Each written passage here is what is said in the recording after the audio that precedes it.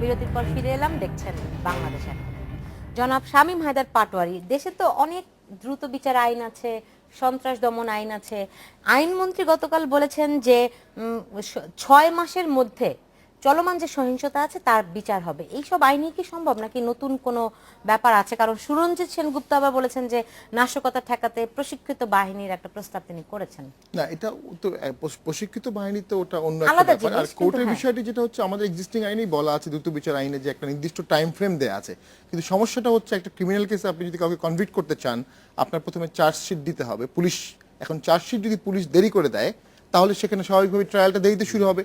Chargesheet দেওয়া হবে, charge frame হবে, সাক্ষীদের ডাকা হবে, এবং সাক্ষীতে গিয়ে সবচেয়ে বেশি প্রবলেম যেটা হয় সেটা হচ্ছে, পুলিশ সাক্ষীরা অনেক সময় দেখা যায় যে মামলার সময় তারা ছিল এক জায়গায়, সাক্ষীর সময় তারা ট্রান্সফার হয়ে গেছে আরেক জায়গায়। আবার সেখানে ব্যালিস্টিক এক্সপার্ট লাগবে, মেডিকেল এক্সপার্ট লাগবে, ফরেনসিক এক্সপার্ট লাগবে। এই সমস্ত জিনিস অ্যাকুমুলেট করে, এবং এর মাঝখানে আছে আমাদের লয়ারদের মাঝে মধ্যে সময় চাওয়া, অ্যাডজনমেন্ট, সাক্ষীদের অ্যাডজনমেন্ট, এবং মামলার বিপুল চাপ। সেখানে 6 মাসে একটা মামলা শেষ করা আসলেই কঠিন। কারণ আমাদেরকে একটা প্রিন্সিপাল হচ্ছে, cardinal principal, justice হারিড, justice buried. তো আমরা কখনো জাস্টিস বারিড করি না। আবার এটাও সত্য, জাস্টিস ডিলেড, জাস্টিস ডাইলুটেড, সেটাও করা যাবে না। তো এর মধ্যে একটা ব্যালেন্স স্ট্রাইক করতে হবে। কিন্তু ব্যালেন্সটা কেন হয় না, আমি আমার ব্যক্তিগত উদাহরণ থেকে বলি। আমি যেখানে রাজনীতি করি, সুন্দরগঞ্জে, সেখানে 28শে ফেব্রুয়ারিতে 5 জন পুলিশকে মেরে ফেলা হয়েছিল অন্যায়ভাবে। এর বিরুদ্ধে অসংখ্য মামলা হয়েছে। মানে গাইবান্ধা সুন্দরগঞ্জ বামনডাঙ্গা পুলিশ স্টেশন, বুঝতে পেরেছি।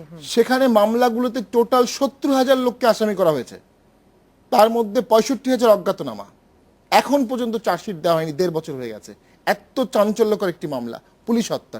কারণ যখনই আপনি এইটা তদন্তের স্টেজে চলে যাচ্ছে, তখন পলিটিক্যাল মোটিভেশন চলে আসছে। যেমন গত 10-15 দিন বা গত 30 দিনে প্রায় 8,000 জামাত, বিএনপি বা অন্যান্য লোক অ্যারেস্ট হয়েছে। এরা কিন্তু বেশিরভাগই সন্দেহবশত অ্যারেস্ট হয়েছে। অ্যাকচুয়ালি হাতে নাতে বা প্রপার তথ্যের ভিত্তিতে নাশকতাকারী এখনো কে অ্যারেস্ট হয়েছে আমার মনে পড়ে না। দু একটি তাও আমরা দেখি জনগণ ধরেছে, জনগণ ধরেছে, পুলিশ ধরেছে। কি ব্যবস্থা হচ্ছে, কি ধরনের আইনি প্রক্রিয়া হচ্ছে এখন পর্যন্ত যেটি হয়েছে, এক মাসে শুধু মামলা ফাইল হয়েছে একটা, তদন্ত করে রিপোর্ট। আইনমন্ত্রী কি বলছেন, 2013-14 সালে যেই নাশকতা হয়েছে এবং তখন যে মামলা হয়েছে তার মাত্র 10 ভাগ আদালতে এসে পৌঁছেছে। সেটি তো আমি যেটি বললাম যে 2013-তে পুলিশ হত্যা মামলা। তাহলে এই যদি হয় অবস্থা, তাহলে আসলে এখন যে চলমান সহিংসতা, এটা আসলে শেষ পর্যন্ত কবে নাগাদ কি বিচার হবে? এবং রাজনৈতিক যে সমস্ত সহিংসতা, নাশকতা আমাদের দেশে ঘটে, সেগুলি কি আদৌ কোনো বিচার হয়? না, বিচার হয় না। এবং সবচেয়ে দুর্ভাগ্যজনক, রাজনীতির আবরণে যখন নাকি সহিংসতা চলে, সেইগুলির আর বিচার হয় না। এবং এটি হলো সবচেয়ে দুর্ভাগ্যজনক। কারণ যখনই রাজনৈতিক প্রক্রিয়া শুরু হয়, তখন এই অপরাধীরা তখন রাজনীতির ব্যানারে চলে যায়, তখন তাদেরকে আর বিচার করা যায় না। রাজনৈতিক দলগুলো তখন তাদেরকে প্রোটেকশন দেয়। এটাই হচ্ছে দুর্ভাগ্য। তো সুতরাং মানে শত দুর্ভাগ্য সত্ত্বেও একটাই সমাধান, সেটি হচ্ছে যে সংলাপে যদি সরকার সাড়া দেয়, তাহলে স্বাভাবিক অবস্থায় ফিরে আসবে। আর বিরোধী দল হচ্ছে বর্তমান যে না হচ্ছে অবরোধ, না হচ্ছে হরতাল, এই অবস্থা, অস্বস্তিকর অবস্থা থেকে মুক্ত পাবে। সুতরাং দুই পক্ষের মুক্তির একটাই উপায় হচ্ছে এই জাতীয় সংলাপে দুই পক্ষ যদি সাড়া দেয়। কিন্তু আইনমন্ত্রী কিন্তু কালকে যে তার বক্তব্য, সেখানে কিন্তু আরো কয়েকটি গুরুত্বপূর্ণ, মানে রিমার্কেবল আসলে কথা বলেছেন। সেখানে বলছেন যে আসলে দেশে এখন একটা যুদ্ধ চলছে, এবং একটা হচ্ছে বাংলাদেশের যুদ্ধ, এখানে বাংলাদেশ রাষ্ট্রের যুদ্ধ, সেখানে কোনো আসলে সমঝোতা, আলাপ আলোচনা, পিছপা হওয়ার কোনো সুযোগ নাই। কার্যক্রম যেটা চলছে, আজকে তো আমি দেখছি যে এর আগে তো গরু ট্রাকে পুড়িয়ে মেরেছিল, মানুষ তো মারছে। আজকে দেখলাম যে মুরগির ট্রাকে মেরেছে। তো কার্যত তো এটা একটা দেশের বিরুদ্ধে যুদ্ধই, যে স্টাইলে হচ্ছে। এবং যারা এটা করছে তাদের কার্যক্রমে কি কোনো মনে হয় এটা তাদের দেশ?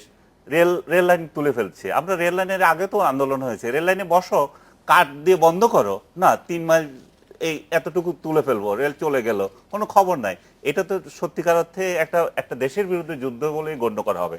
আপনি যে প্রসঙ্গটা তুলছেন যে এত সালের আইনে এতগুলো ধরা হচ্ছে, অতগুলো ধরা হচ্ছে, উনিও এটা বললেন যে দীর্ঘ সময় যে বিষয়টা, আমি যতদূর জানো দ্রুত আইনে একটা ইয়েও আছে, ক্লজ আছে যে 6 মাসের। শুধু সেটা, আপনি পুলিশের যে বিষয়টা বললাম, পুলিশের টাইম ফ্রেম আছে, আপনার এতদিনের মধ্যে চার্জশিট দিতে হবে। ওইটা তো মামার বাড়ির আবদার না যে আপনি দেবেন না। কিন্তু এগুলো কেন কিছু হচ্ছে না? একটা কারণ, আপনি যখন একটা সরকার দুর্বল থাকে, সরকারের বিরুদ্ধে যখন একটা আন্দোলন তীব্র হয়, তখন সরকার কার উপর নির্ভর করে? বাহিনীদের উপর। বাহিনীরা তখন যত আপনি সরকারকে দুর্বল করবেন, বাহিনীরা সরকারের উপর তত মজা অবশ্য নেবে। এরকম একটি কথাও আছে যে আসলে নাশকতা বন্ধে আইন শৃঙ্খলা রক্ষাকারী বাহিনী এখন এত বেশি ব্যস্ত যে মামলাগুলোর ক্ষেত্রে তারা না, যথেষ্ট সুলতানা সেই জায়গায় আমাকে শেষ করতে যাচ্ছে, হবে, ওইটাই যে জি। আপনি যখন আমাকে দুর্বল করবেন, তখন আমি কাদের উপর নির্ভর করতে হবে, আর কিন্তু এটা না নির্ভরতা হয় গিয়ে এখন গত এক ওনারা সেই মাসের সুযোগটা ঘটনা, নিচ্ছে।